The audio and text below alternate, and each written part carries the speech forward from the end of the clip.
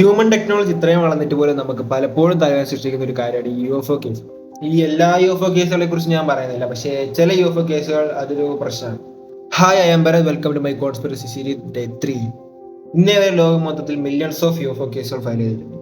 പക്ഷെ അതിൽ 90% ഓഫ് കേസുകളും മനുഷ്യനിർമ്മിത വസ്തുക്കളോ അല്ലെങ്കിൽ പ്രകൃതിദത്തായിട്ടുള്ള എന്തെങ്കിലും പ്രതിഭാസങ്ങളോ ആയിട്ടാണ് നമ്മൾ തെളിയിക്കപ്പെടുന്നത്. പക്ഷേ ബാക്കിയുള്ള 10% അതാണ് നമ്മളെ പലപ്പോഴും തലവേദന സൃഷ്ടിക്കാറ്. നമ്മൾ സ്പേസിൽ പോയി തിരിച്ചു വരാൻ ഉപയോഗിക്കുന്ന ഈ ക്യാപ്സ്യൂളിനെ വിളിക്കുന്ന പേരാണ് റീ എൻട്രി ക്യാപ്സ്യൂൾ. ഓൾമോസ്റ്റ് 40,000 km/hലാണ് നമ്മളുടെ ഭൂമിയായിട്ട് ഈ സാധനം കോണ്ടാക്റ്റിൽ വരുന്നത്. ഈ ക്യാപ്സ്യൂൾ നമ്മുടെ ഭൂമിന്റെ ഉള്ളിലേക്ക് വരുമ്പോൾ ഒരു തീഗോളം താഴേക്ക് വരുന്ന പോലെയാണ് നമുക്ക് പ്രത്യക്ഷത്തിൽ കാണാൻ പറ്റുക. അങ്ങനെയാണെങ്കിൽ ഞാൻ നിങ്ങളോടൊരു ചോദ്യം ചോദിക്കട്ടെ, ഈ റീ എൻട്രി ക്യാപ്സ്യൂൾ താഴേക്ക് വരുമ്പോൾ അടിഭാഗത്ത് എന്തുകൊണ്ട് ഒരു തീ പോലെ നമുക്ക് കാണാൻ കഴിയുന്നത്?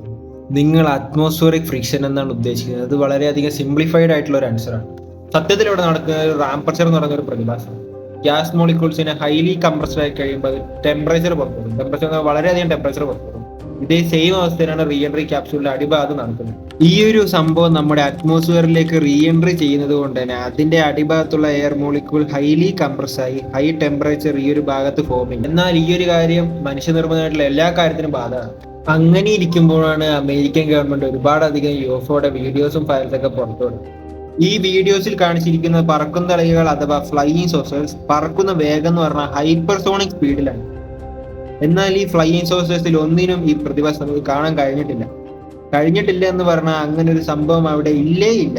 ഇതിപ്പോ ഞാൻ ഉദ്ദേശിക്കുന്നത് ശാസ്ത്രം തോറ്റു ഏലിയൻസ് ജയിച്ചു എന്നല്ല കേട്ടോ. ഇത് ഏലിയൻസ് തന്നെയാണോ എന്ന് എനിക്കറിയില്ല, പക്ഷേ അവർ ജയിച്ചു എന്നല്ല കേട്ടോ. എന്തോ ഒന്നും നമുക്കറിയാത്തത് അല്ലെങ്കിൽ വേറെ ആർക്കൊക്കെയോ എന്തിനൊക്കെയോ അറിയാവുന്ന എന്നുള്ളതാണ്.